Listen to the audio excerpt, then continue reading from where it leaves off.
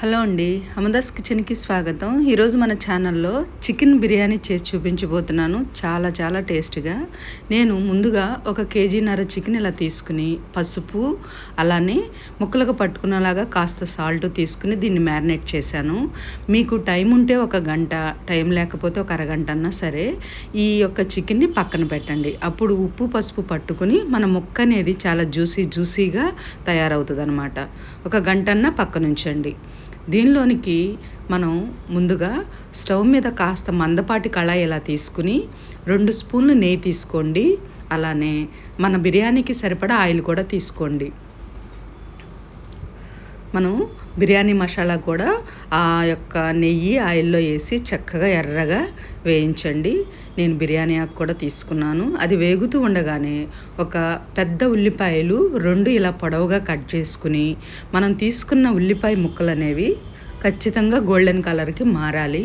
గుర్తుపెట్టుకోండి, ఉల్లిపాయలు అనేవి అలా వేగితేనే మన బిర్యానీ అనేది చాలా టేస్ట్ ఉంటుంది. 2 స్పూన్ల అల్లం వెల్లుల్లి పేస్ట్ అనేది చక్కగా ఎర్రగా వేయించండి.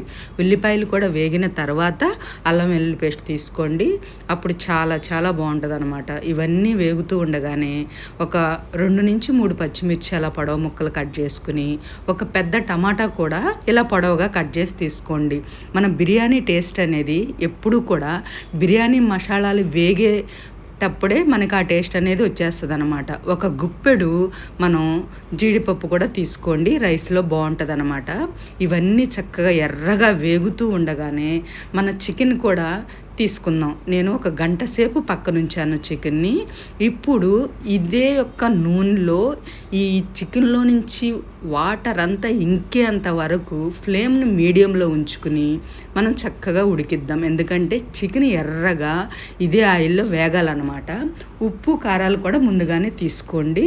చక్కగా ముక్కకు పట్టుకొని చక్కగా జ్యూసీగా ఉడుకుతాయి అన్నమాట. ఇప్పుడు మనం తీసుకున్న ఆ బిర్యానీ తాలింపులోనే చికెన్ అనేది మనకి 80% ఉడికిపోవాలి. తర్వాతే మనం రైస్ తీసుకుందాం అనమాట. చూసారు కదా ఎంత కలర్ఫుల్గా వచ్చిందో చికెన్ అనేది. ఇప్పుడు అది ఉడుకుతూ ఉండగా మనం రైసు 1 kg తీసుకున్నాను నేను. నాకు ఆ పెద్ద లోటాతో 2 లోటాల నిండా రైస్ అయినాయి అనమాట.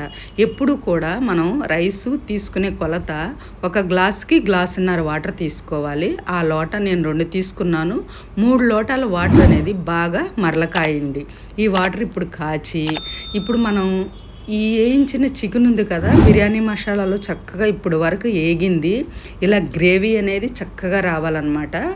ఇప్పుడు 1 గుప్పెడు పుదీనా, అలానే 1 గుప్పెడు కొత్తిమీర ఇదే చికెన్లో వేసి చక్కగా కలపండి. మంచి స్మెల్ వస్తుంది అనమాట. మన బిర్యానీ అనేది ఎంతో టేస్ట్గా ఉంటుంది. మన దమ్ బిర్యానీ అంటే కూడా ఈ బిర్యానీ బాగుంటుంది అనమాట. ఇప్పుడు నేను స్పూను అది బిర్యానీ మసాలా, 1 స్పూను ధనియా పొడి తీసుకున్నాను. ఆ మసాలా సరిపోతుంది. ఎందుకంటే మనం బిర్యానీ మసాలా కూడా తీసుకున్నాం కాబట్టి ఎక్కువ మసాలాలు వేయాల్సిన అవసరం లేదు. చాలా చాలా టేస్ట్గా ఉంటుంది. నేను చూపించిన విధంగా మీరు తీసుకోండి. ఇప్పుడు రైస్కి సరిపడా ఉప్పు కూడా ఇదే గ్రేవీలో వేయండి. మనం రైస్ వేసుకున్న తర్వాత ఉప్పు ఒకసారి చూసుకుని మనం వాటర్ తీసుకున్న తర్వాత కూడా ఉప్పు వేసుకుందాం చాలకపోతే. ఇప్పుడు రైస్ కూడా ఆ గ్రేవీలో కలిపేయండి. చికెన్ మనకి 80% ఉడికిపోయింది.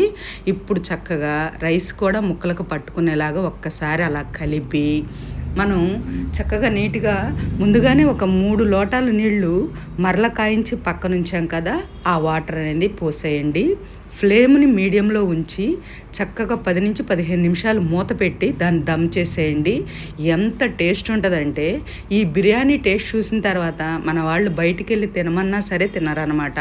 అంత అద్భుతమైన టేస్ట్లో ఉంటుంది చికెన్ బిర్యానీ. నేను చూపించిన విధంగా ఇలా మీరు తయారు చేయండి.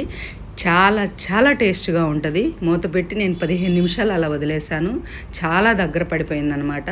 మన బిర్యానీ కూడా చాలా త్వరగా అయిపోయింది, చాలా నీట్గా వచ్చింది. ముక్క కూడా జ్యూసీగా ఉడికిందనమాట. ఇదే విధంగా ఇదే ప్రాసెస్లో మీరు కూడా ఇంట్లో తయారు చేయండి. చాలా రుచిగా, చాలా అద్భుతమైన రుచిగా తక్కువ టైంలోనే మనం మంచి బిర్యానీని ఇంట్లో తయారు చేయొచ్చు అనమాట. మీరు తప్పనిసరిగా నేను చేసే వీడియోలు ఇలా చూసి ఇంట్లో తయారు చేసి మన అమ్దాస్ కిచెన్లో తప్పకుండా కామెంట్ చేయండి.